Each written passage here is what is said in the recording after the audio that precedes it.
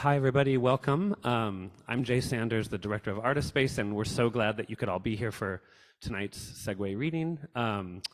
This season is curated by Artist Space, Stella Soman, Danielle Jackson, and myself, and I want to really thank the Segue team very much for our collaboration, which has meant a great deal to us.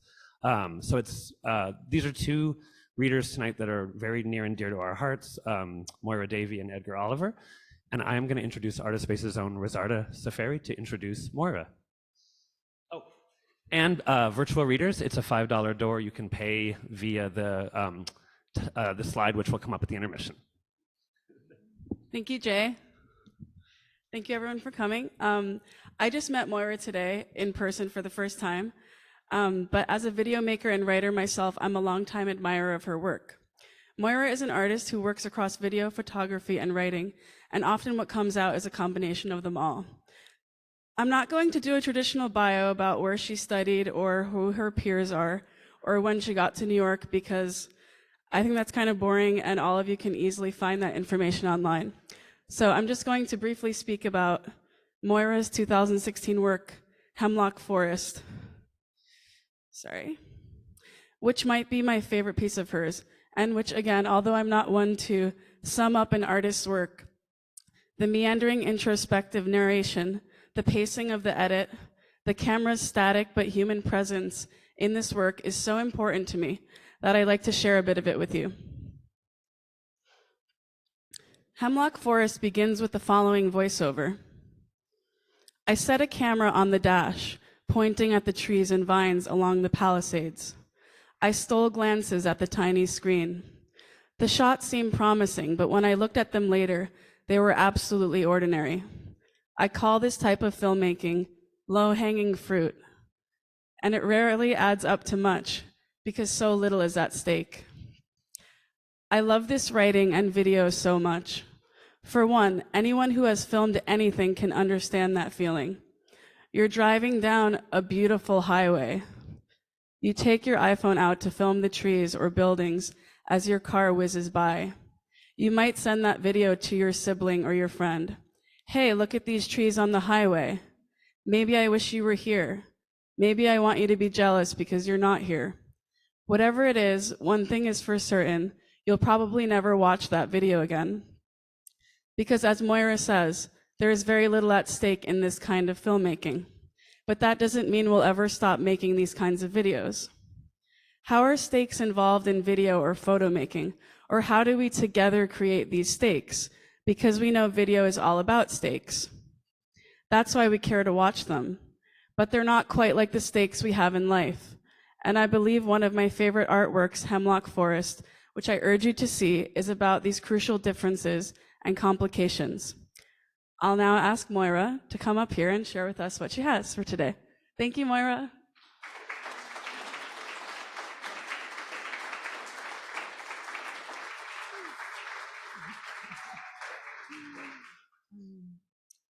Hi, let's see, maybe I need to bring this up a little bit. Is that good sound? You can hear me? Okay. Very, very happy to be here. Thank you so much for inviting me and for the beautiful introduction. So what I'm going to present today is a little bit, it's an experiment. I'm going to show a new photo piece that I made quite recently. It's actually hanging in 2 European cities right now, in London and in Paris. And I'm going to, it contains a text that I wrote. So I'm going to read the text and scroll through the piece. Maybe it'll be a little bit like having a story read to you as a child, although it's not a story for a child. And then the second short piece of writing is something that I wrote just a week ago. I was asked to write a piece about Visitor. This work is called Visitor, and I decided I'm going to read that also because it gives you another angle on Visitor. So here we go. Let's see if I can manage all my gizmos here. All right. Visitor 81321, 9:50 p.m. Moira Davy, 3103 West, Garnett Health Medical Center. MD morphine 1996, BJSD fentanyl 2021. Visitor 81421, 12:14 p.m. Nurse asks B, morphine or fentanyl? B, fentanyl, it makes me feel warm. He describes somehow the superlative effect of fentanyl. He drifts in and out of sleep. He is laid out like a user in an opium den, semi-conscious. Sunday, 8:15, he picks up the handset and calls the nurse. Hi, honey, you rang the bell? B, can I have some more fentanyl? J says nothing. B, it feels like my head is under a warm blanket. It feels nice, trust me, it's necessary. He'd heard me step out and whisper to the nurse, preparing the shot. How many, how often does he get it? Nurse, every hour on demand. Why? Is there a reason you're asking? I make wavy motions with my hands. B, Mom, don't interfere. I have all these holes in my body. It's fentanyl o'clock. Visitor 8:15:21, 12:43 p.m. B, can I go deeper here? Frida found a vial and randomly put it on the dining room table. It was pretty full. J, B, your 80s parties? In the context of not talking about the substance, in the context of Quinn knowing somehow B thinks J told Quinn, what I care about is family knowing. B, I know you very well and how much you like to be vocal about me, about Mom. Just try to refrain. If it slips out, so be it. All in the context of airing the family laundry. What gets to me is Asha, one of your brothers, Kimberly, coming up to me. J, Mom's been writing about it. B, I've heard her. J, she's a vampire.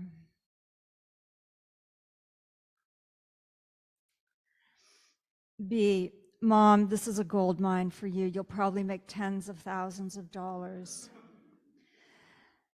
B, that night was like a movie, the lights. B, I'm not trying to be interrogative. I'm just trying to flush this out. They probably put 20 staples in me without anesthetic. C, the nurse at the hospital, when I arrived, I'm pretty sure it was her and she's lying.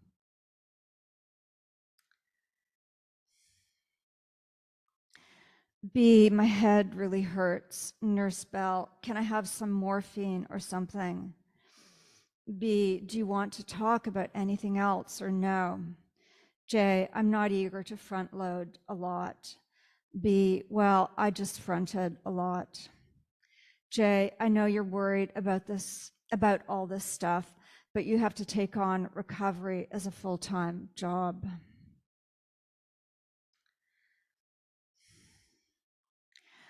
J, I don't know why sitting around this room is so tiring, but it is. They wheeled a body bag out yesterday. B, there was a code blue. Steroid Decadron since yesterday for face palsy. Morphine 245. 5:30 after fentanyl, re-talking with H. B, I don't want to waste these drugs.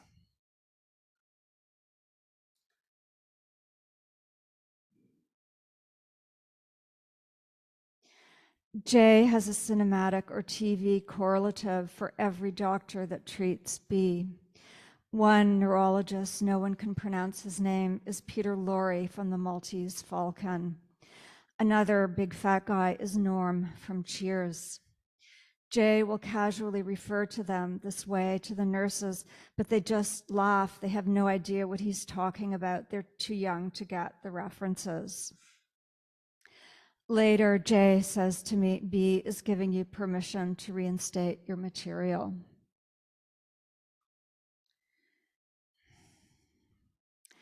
Visitor 8/16/21, 11:29 a.m.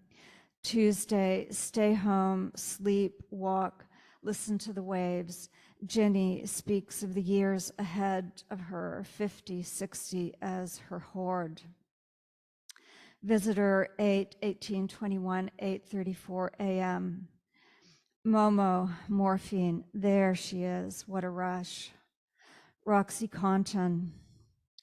B is being weaned off the meds, bitchy and juvenile in the AM, talking about driving with his friends for a tattoo, etc.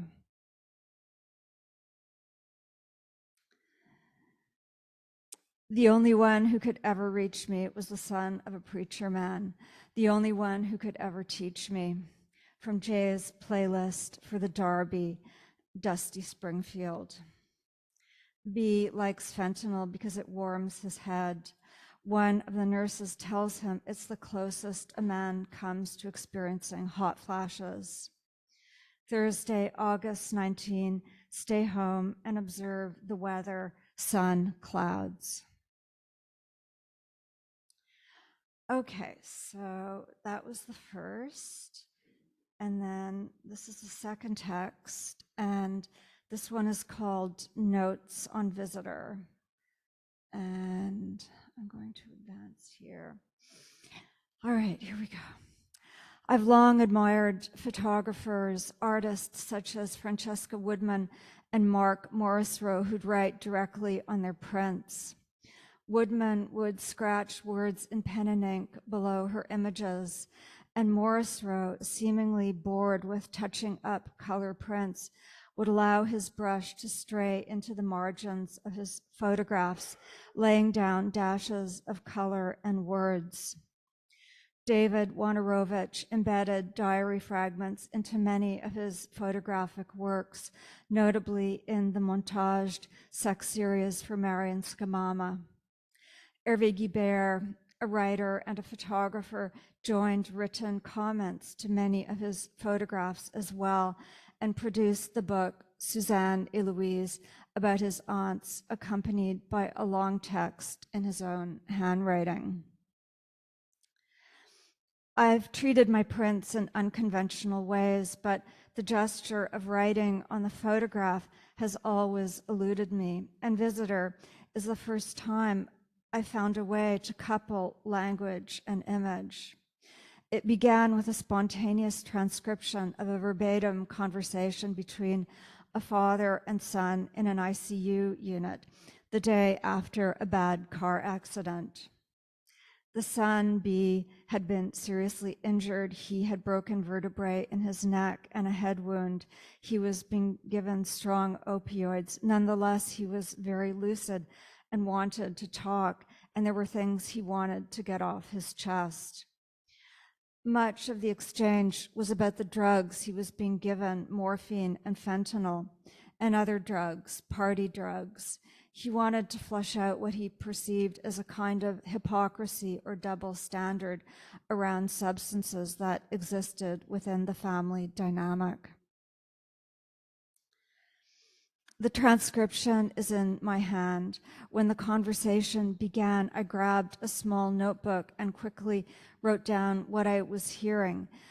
So there are mistakes, dropped letters and words. I interjected a few observations, but mostly it was a text being delivered to me, not within my control, which is something I value, this kind of ready-made nature of the text. When my son was in his last year of high school, he took a black and white photography. He took a class in black and white photography, and for one of his assignments, he recreated Hervé Guibert's Sienne from 1979, the photograph of a young man lying face down at a table, his back bathed in sunlight, the space above him shrouded in smoke. B used his friend Eric as a model, the same Eric who appears in my own photographs 5 or 6 years later with his hair grown out wearing a Supreme t-shirt. Actually, go back one second. Well, never mind. I was thinking a lot about Hervé Guibert as I made Visitor. These are Guibert's photographs that hang opposite mine in one of the exhibitions in Europe, but unfortunately you can't see anything, but I have a couple of close-ups. I was thinking a lot about Hervé Guibert as I made Visitor. The Downers Pharmacy storefront in New York City from another era reminded me of his many photographs of vitrines and natural history museums. And when I make portraits of young men in natural light, I'm always thinking of my antecedents in this genre, Peter Hujar and Hervé Guibert high on the list. Part of the installation at the Palais de Tokyo involved selecting prints from Guibert's archive, 10 of which hang on the wall opposite Visitor. The instruments of Guibert's trade figure prominently in 2 of the images, his negatives and contact sheets in one, and a tape recorder, typewriter, and fountain pen in another. From these depicted tools and materials, optical and graphic, Hervé Guibert created the text-image pairings that have long held sway over my photographic imaginary. Thank you.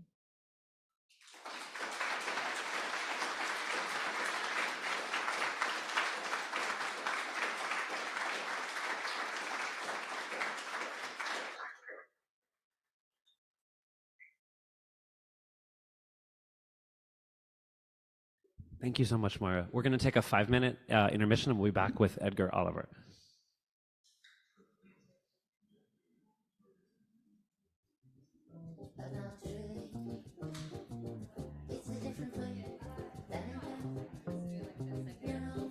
I could just do it like this.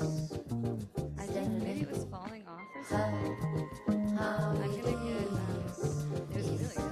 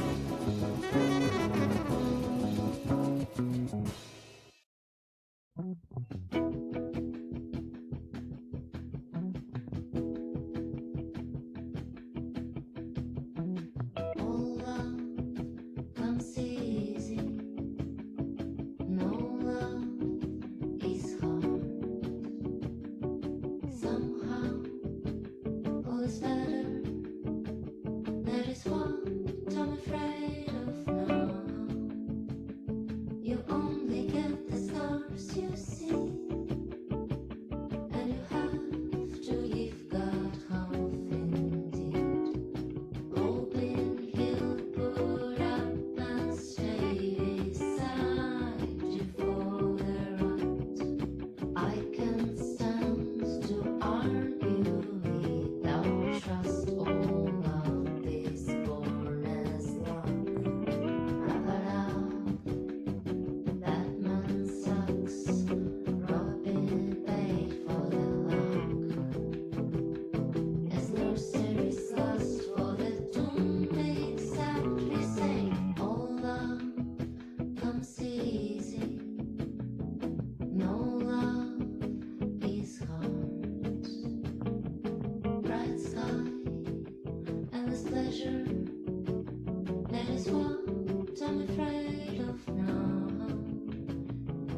what I'm afraid of now. You only get the ones you free, and you have to give God what you need.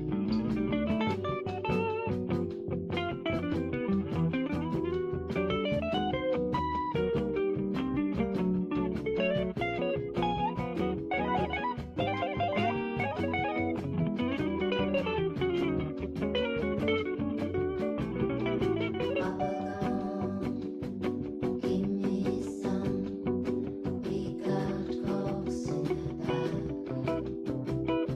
of glorious light that illuminates like we say.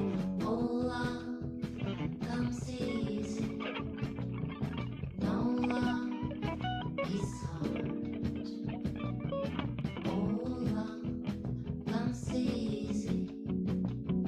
Oh, love. Oh, love. Oh, love.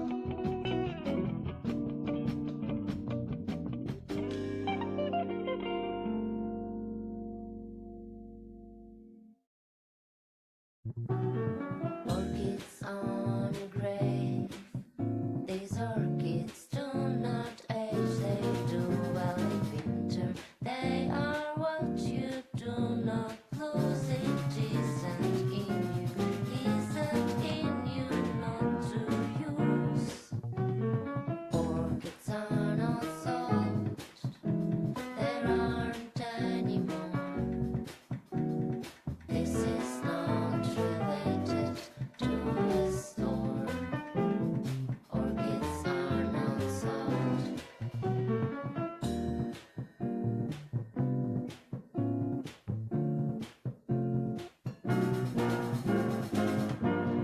It is silence that is food. It is no secret.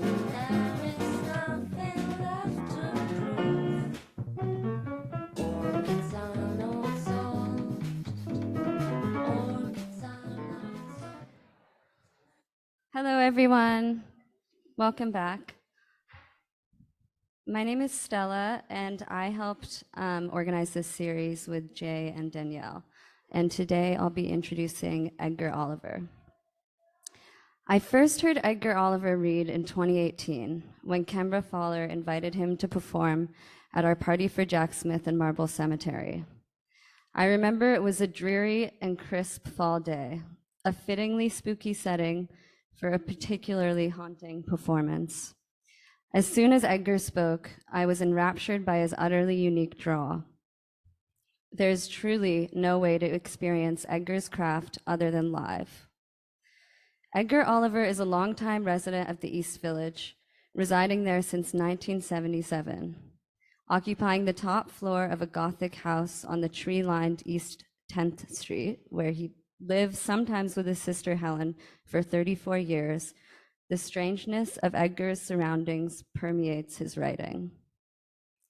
In his one-man show titled East 10th Street, Self-Portrait with Empty House, eccentric characters float like ghosts in and out of spacious rooms with tall windows and shabby furniture. The overriding atmosphere of his living quarters and the dark, desolate streets that surround it is one of complete emptiness. When he does approach fullness, it is experienced as a voyeur. He is looking in from the outside.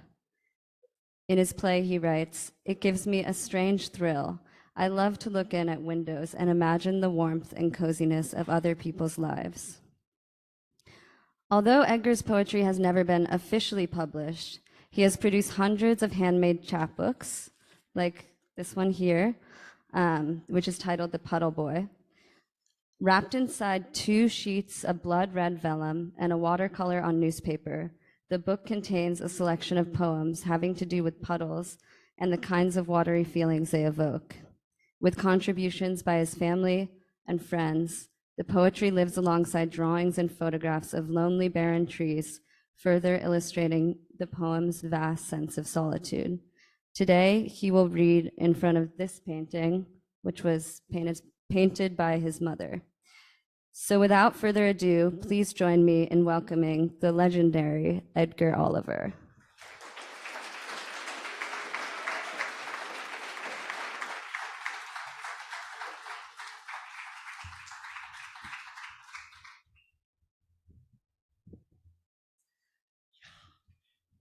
Should I keep this open?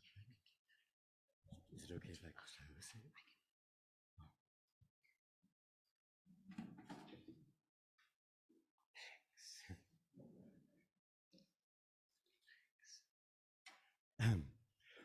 Hi, everyone.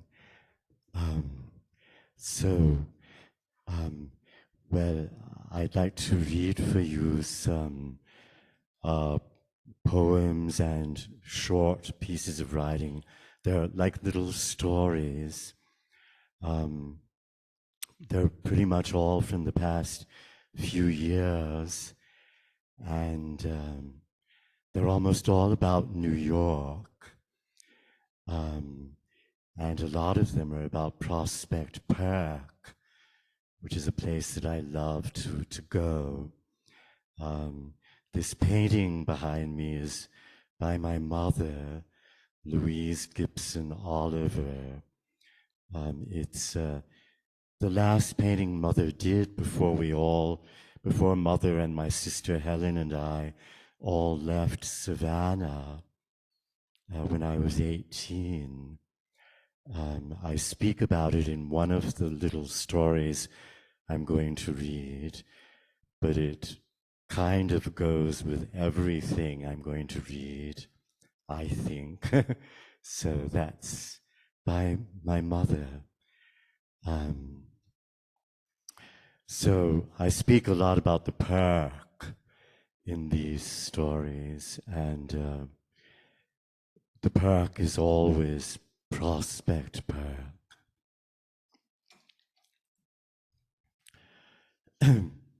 This first little story is called Ice Cold Water.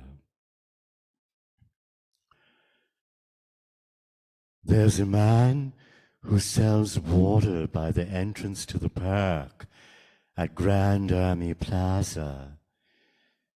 He's a black man with an island accent, a Caribbean accent of some kind. I like his voice. He's about my age, so getting on in years. He cries, "Ice cold water, ice cold water." And sometimes he cries, "Ice cold water, nice and cold. It's good for the young, it's good for the old." And sometimes he cries, "Ice cold water, nice and cool, make you feel like a mother's children in the pool." I love that. I would love to feel like a mother's children in the pool. Water, water, nice and clean, make you feel like a brand new machine. Sometimes he cries, "Ice cold water, Gatorade." He hasn't chanted any rhymes for Gatorade yet that I could hear. He chanted some things I couldn't make out. I'll have to sit closer to him next time. Last week, I got a bottle of water from him. I was too shy to get water today. I love the way light falls across Flatbush Avenue in the late afternoon. The light is beautiful when the sun gets low over the park and gold light rolls across. The vast expanse of open space by the entrance to the park is like a bowling alley made for golden light to roll across and knock things down in the distance. Except it doesn't knock things down. The trees across the way, the old clock tower on Flatbush Avenue, rise up, gold and glorious against the sky, and the light goes rolling beyond them into the unknown distance. It's a beautiful thing to sit here and watch the light roll away, especially this summer afternoon, to watch the gold light roll away over Flatbush. And this next piece is a poem. It's called Turtles Deep. I am a turtle, though I don't know where they go in the winter, to the bottom of the icy pond, I guess. There, in Turtles Deep, sleeps a turtle who is me. I am a turtle in Turtles Deep. In Turtles Deep, there is a turtle such as I.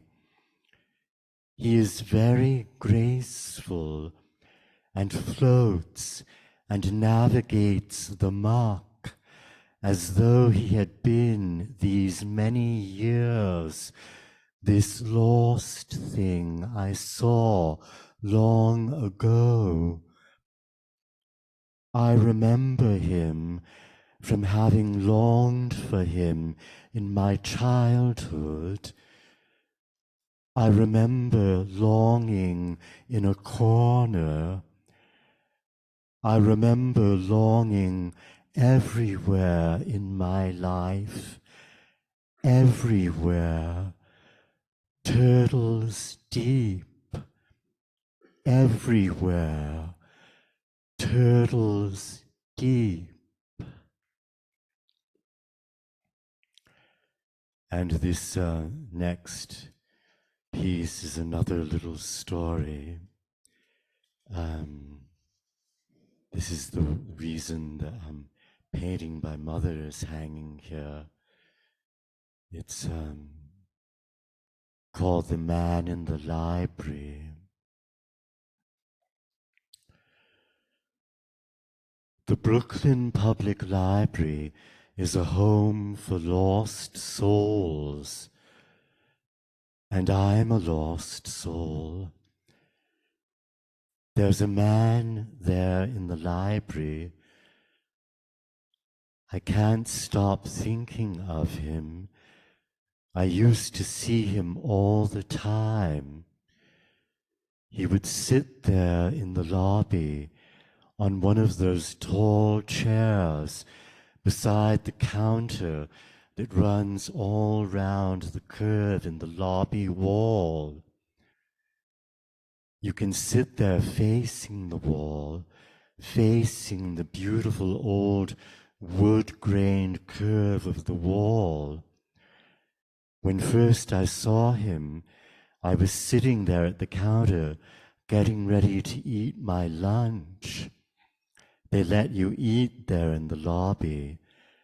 Then I saw him sitting there beside me. When I first saw him, I thought, there is a stillness to him. I couldn't see his face. I saw one of his hands. It was a beautiful hand, the hand of a black man, the hand of a beautiful man, I thought, and he had a stillness to him, as though he were a tree sitting there thinking. His neck was strangely craned towards his left side, as though he were pressing his face up against a wall. And I thought, that's the bend in the trunk of a tree. I went to pee, and when I came back, I saw his face. He had a still, stoic, dreaming face, like the face of a tree, and a gray beard. I went and sat back down beside him. He didn't notice me. I unpacked my lunch as quietly as possible, and he began to move slowly. He had a duffel bag beside him on the floor.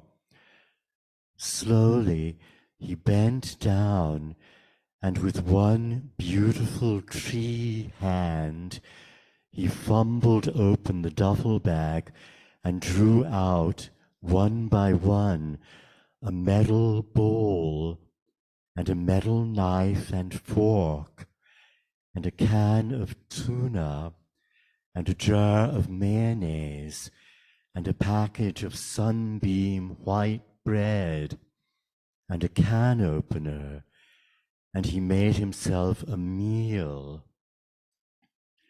And I, beside him, where he looked away as he did not wish to look at others, ate my lunch and grew enchanted by him and his slow, silent, tree-like presence, yet distant. And then I left the library and went to Prospect Park. And after that, I began to see him almost every day in the library. And if I didn't see him, I missed him terribly. And I would think, well, he must be sitting in some other part of the library. One night, when the library closed, I was walking up Eastern Parkway on my route round the botanical gardens to get the train back home. I saw him there in the rain. He was dragging his duffel bag. He had it in an old grocery cart. The cart had only 2 wheels, so he was dragging the cart tilted up on just those 2 wheels in a most ingenious way, dragging it by a rope. He seemed very at home in the rain. As he was walking very slowly, I had no choice but to overtake him. I walked by without looking at him, but then, when I got in front of the Brooklyn Museum, I looked back. He had vanished into the shadows somehow. A few nights later, I was seeking shelter in the McDonald's on Empire Boulevard. That McDonald's is another refuge for lost souls. As I sat there, I thought of him, and I wrote this little poem. It's called The Man in the Library. It's raining outside. I'm in the McDonald's. I wonder where that man is who sits in the library, who sits in the library like a tree. Where did he go in the rain? Did he go with his duffel bag up Eastern Parkway, round the curve in the road to the Brooklyn Museum? Is he there pressed up against a wall in the rain. Perhaps he went down into the subway and is down there somewhere. I wish he were still by the museum, pressed up against a wall in the rain, dreaming like a tree. I still wonder where he went. I wonder where he is now. And as I sit here writing this, I look up, and there is one of my mother's paintings hanging on the wall. The last painting Mother did before we all three left Savannah for good. It's one of my favorite of Mother's paintings. It's of an old wooden house with a gnarled tree rising beside it. All round rise tangles of what look like brambles. Beside the house is an old wooden wall. There's a mysterious figure on the porch of the house, and in front of the house is a man walking by. He's walking away. He's mysterious too, seen from the back, walking away. He's wearing an overcoat and carrying a satchel under one arm, and in his other hand he's walking with a cane. And I think, gosh, he's that man in the library. He's that man. I've loved that man in that painting all my life. He's in lots of Mother's paintings, walking away. And then I think, gosh, I'm that man too. I've grown up to be that man. I'm that man who's always walking away.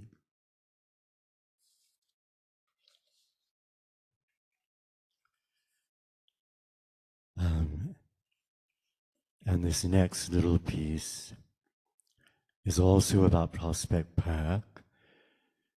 It's called The Concert Grove. I don't know why, but for some reason I wrote it in the past tense. There was a place in Prospect Park with busts of great composers, of Beethoven and of Mozart. I would sit there.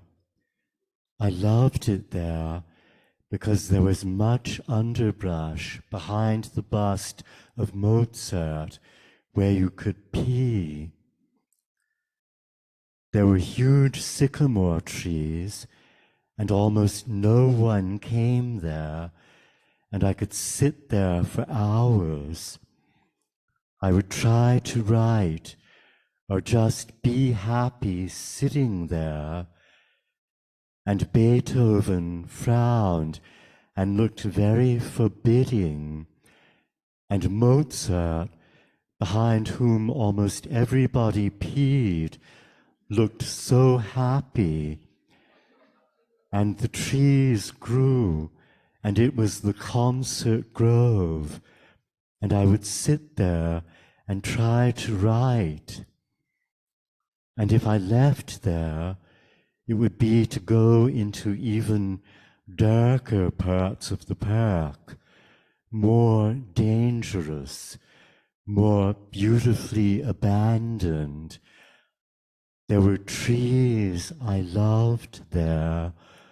Oh, how I loved the trees. Oh, how in love with life I was and knew nothing.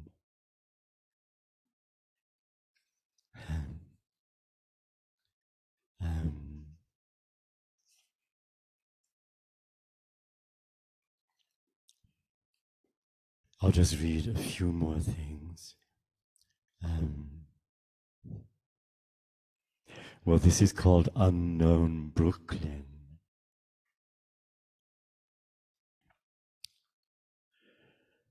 There's a new entrance to the park. They've made a new entrance to Prospect Park where there never was one before. It's about halfway down the Flatbush Avenue side, the long stretch of Flatbush between the park and the botanical gardens. This entrance was not designed by Frederick Law Olmsted. For a long time, I was suspicious of it. I didn't set foot inside it. All last spring, I didn't set foot inside it, except a few times before it was finished, when there were still bulldozers there. I climbed in over a broken down part of the fence and walked a little ways in over the gouged up earth. But then I grew frightened of trespassing and turned back. And then one day last summer, I walked into the new entrance. I walked a little ways in and sat down on a bench, and I realized that from there, looking back across Flatbush Avenue, I saw a stretch of sky I had never seen before. I saw a stretch of sky I had never been able to see, stretching away over Brooklyn. The sky goes off over unknown Brooklyn. The sky goes away over the trees into unknown Brooklyn. The sky goes away like it did when I was 17, when I was just setting forth. Yes, I'm wandering still, and I look at the sky that goes away over Brooklyn. Unknown lies Brooklyn. Away under sky goes Brooklyn. Away where the sky goes.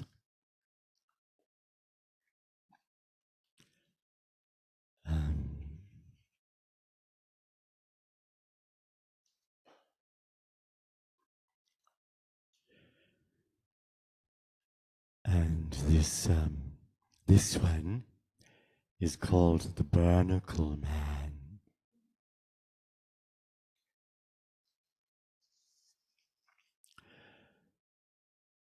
There's a man who lives in the park. He lives among the trees. I'm pretty sure it's him.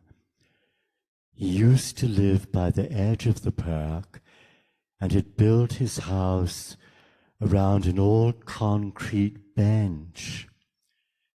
He built it from umbrellas and bongo drums and things like that he pieced together to make what looked like a big barnacle. For years he lived there, and I never saw him except maybe the side of his face glimpsed once as I passed by. The side of his face beneath a crocheted hat. And then he and his house were gone one day, and for several years I didn't know where he was.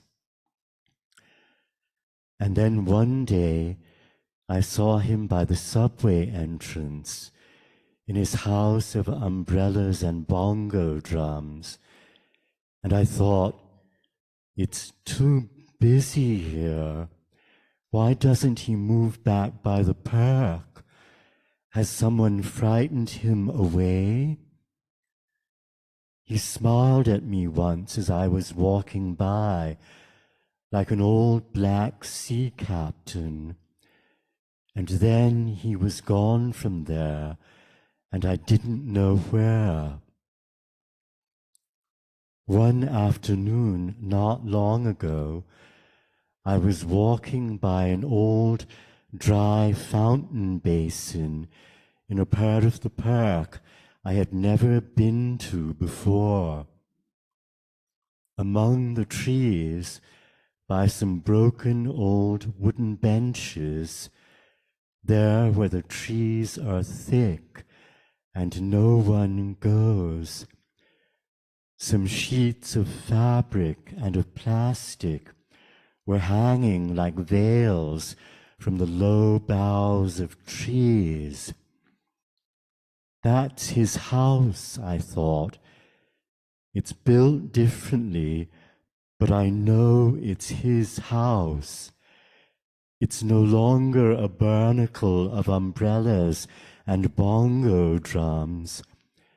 Now it's a secret of hanging veils, but it's the same spiral of seashell no one can reach the center of but him.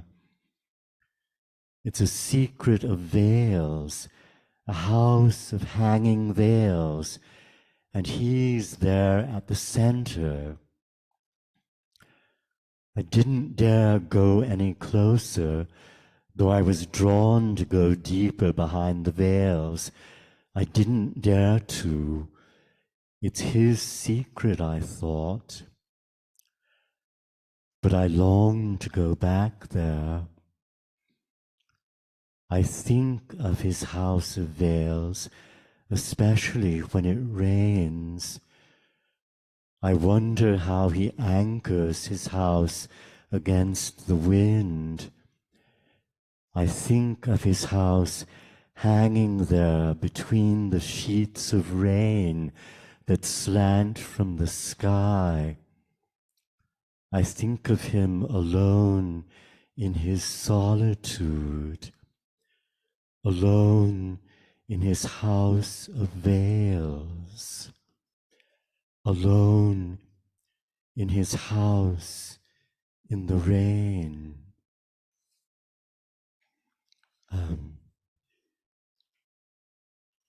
So I thought I'd close with a poem. This one is I wrote about 10 years ago. It's called At the Lefferts' House. The Lefferts' house is an old farmhouse from the 1790s that's on the Flatbush Avenue side of Prospect Park. So this is called At the Lefferts' House. I'm sitting on the back porch of the Lefferts' house in the rain. I've just had a fried chicken picnic. It's growing dark, the middle of October, 2 weeks to Halloween. I feel like the Lefferts' house is my house. In the rain, I have the whole place to myself. I wonder how long it's been since someone lived here. I feel like a young boy sitting on the back porch in the rain. A boy who is sorrow, a boy who is melancholy, a boy who is solitude, a boy who loves the rain. Such a boy, must once have sat here and will sit here again while the rain falls out of time beyond the porch eaves in the coming dark. Almost Halloween of his 56th year, wandering still. This is my house.